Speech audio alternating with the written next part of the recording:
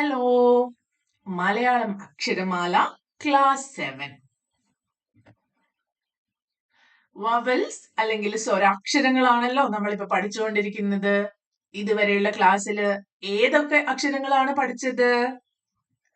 അ, ആ, ഇ, ഈ, ഉ, ഊ, ഋ, എ, ഐ. ഈ വീഡിയോയിൽ നമ്മൾ അടുത്ത 3 അക്ഷരങ്ങളാണ് പഠിക്കാൻ ശ്രമിക്കുന്നത്. എന്തുകൊണ്ടാണ് അടുത്ത 3 അക്ഷരങ്ങൾ പഠിക്കുന്നത്? അത് 3ഉം സിമിലർ ആയിട്ടുള്ള അക്ഷരങ്ങളാണ്. ഓ, ഓ, ഔ. അപ്പൊ നമുക്ക് ഓ, ഓ, ഔ കൂടുതൽ ഡീറ്റെയിൽ ആയിട്ട് പഠിക്കാം. ഓ എന്താണ് വായിക്കുക? ഓ, ഓ. ഓ എഴുതിയതിനു ശേഷം അതിന്റെ ദീർഘമുള്ള അല്ലെങ്കിൽ കുറച്ച് നീട്ടമുള്ള അക്ഷരം ഓ. അ, ആ, ഇ, ഈ, ഉ, ഊ എന്ന് പറയുന്നത് പോലെ തന്നെ ഓ, ഓ. സോ ആയുടെ ചിഹ്നം ഓയുടെ കൂടെ ഇട്ടിരിക്കുകയാണ്. ഓ എന്നാണ് അത് വായിക്കേണ്ടത്. ശേഷം ഈ ഒരു ചിഹ്നവും നമുക്ക് പരിചയമായിട്ടുണ്ടാവും. ഈ, ഊ എന്നിവയ്ക്കൊക്കെ വേണ്ടി ഉപയോഗിച്ചിരിക്കുന്ന ചിഹ്നമാണ് ഇവിടെ ഓയുടെ കൂടെ ഇട്ടിരിക്കുന്നത്. പക്ഷെ ഈ ഒരു ചിഹ്നം ഓയുടെ കൂടെ ഇട്ട് കഴിഞ്ഞപ്പോൾ അതിനെ ഔ എന്നാണ് വായിക്കുക. ഓക്കെ, കൺഫ്യൂസ്ഡ് ആവരുത്. ഈ ഒരു ചിഹ്നം ഈ അല്ലെങ്കിൽ ഊടെ കൂടെ ഇട്ടപ്പോൾ അത് ഈ, ഊ എന്നാണ് വായിച്ചത്. പക്ഷെ ഇവിടെ അത് ഔ ആണ്. ഓ എങ്ങനെയാണ് ഓ എന്ന് എഴുതുക? കുഞ്ഞ് സർക്കിളിൽ സ്റ്റാർട്ട് ചെയ്യുക, മുകളിലേക്ക് പോവാ, ഒരു 3 പോലെ എൻഡ് ചെയ്യുക. ഓ. അതിനുശേഷം ഓ എഴുതിയിട്ട് ഈ ഒരു ചിഹ്നം ആഡ് ചെയ്യുക. ഓ. അതുപോലെ ഓ എഴുതിയതിനു ശേഷം ഈ ഒരു ചിഹ്നം ആഡ് ചെയ്യുക. ഔ. വിശദമായിട്ട് ഓരോന്നും എഴുതി നോക്കാം. ആദ്യം ഓ ഇവിടുന്ന് സ്റ്റാർട്ട് ചെയ്യും. ഇവിടുന്ന് കുഞ്ഞ് സർക്കിൾ ആയിട്ട് സ്റ്റാർട്ട് ചെയ്ത് മുകളിലേക്ക് പോയി ഇങ്ങനെ ഫിനിഷ് ചെയ്യുന്നു. ഓ. ഇനി എല്ലാരും സ്വന്തം പേപ്പറിൽ ഒന്ന് എഴുതി നോക്കിയേ. സ്റ്റാർട്ട് ചെയ്തു, മുകളിലേക്ക് പോയി 3 ഫിനിഷ് ചെയ്തു. ഓ. ഇനി എന്റെ കൂടെ തന്നെ എഴുതണം കേട്ടോ. ഇങ്ങനെ മേലോട്ട് പോയി ഇങ്ങനെ ഓ.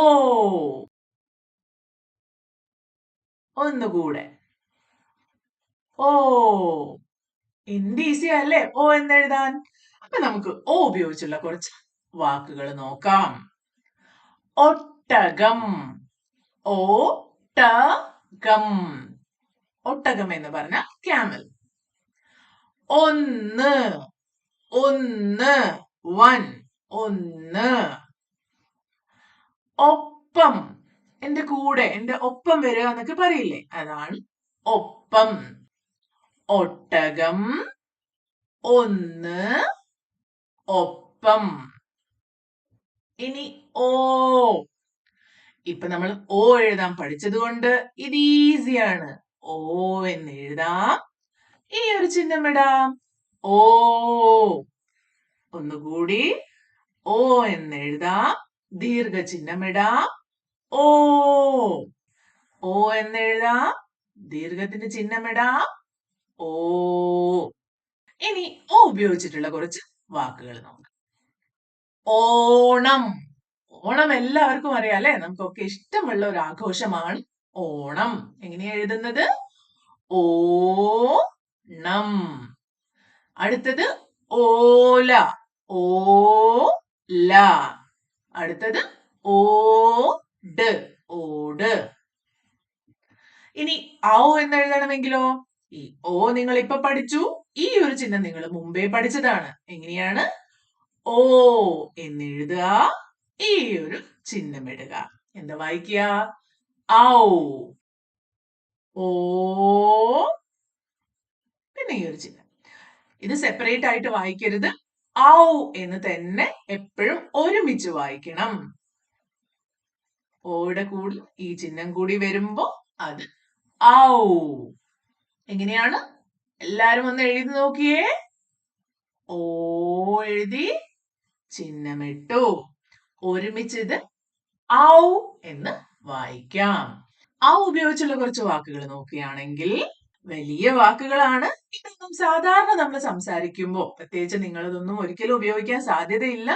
എന്നാലും നമുക്ക് ഈ വാക്കുകളിലൂടെ ഒന്ന് പോകാം. ഔഷധം, മെഡിസിൻ, മരുന്നിനൊക്കെയാണ് ഔഷധം എന്ന് പറയുന്നത്.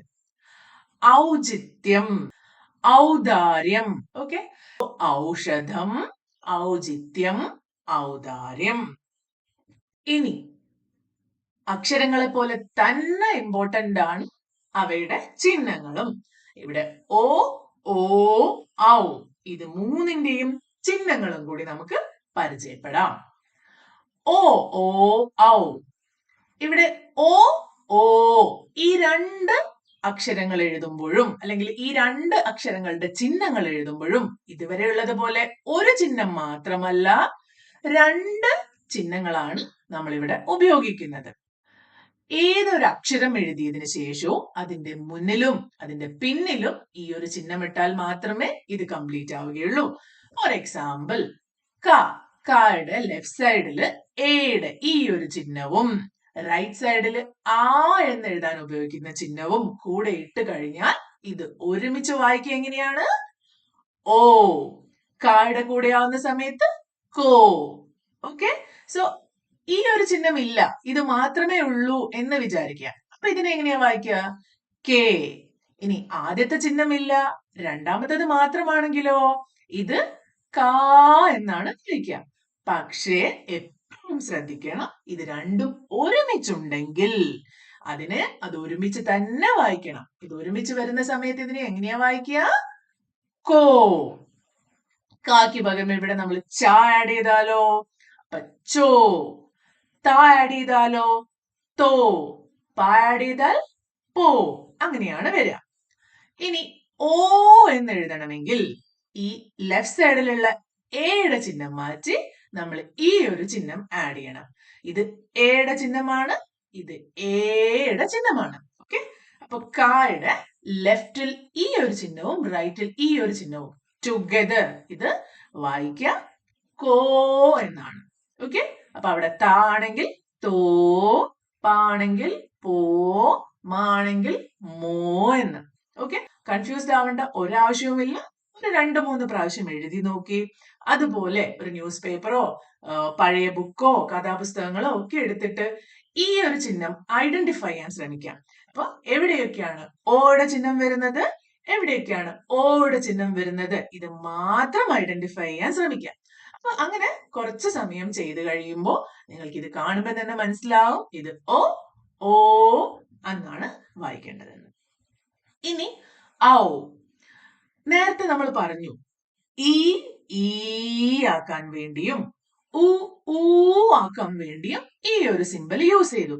പക്ഷെ ഇത് ഈയുടെയും ഊടെയും കൂടെ വായിക്കുമ്പോൾ മാത്രമേ ഈ ഊ എന്ന് വായിക്കുള്ളൂ. ബാക്കി ഏത് അക്ഷരങ്ങളുടെ കൂടെ വരുമ്പോഴും ഇതിനെ ഔ എന്നാണ് വായിക്കുക.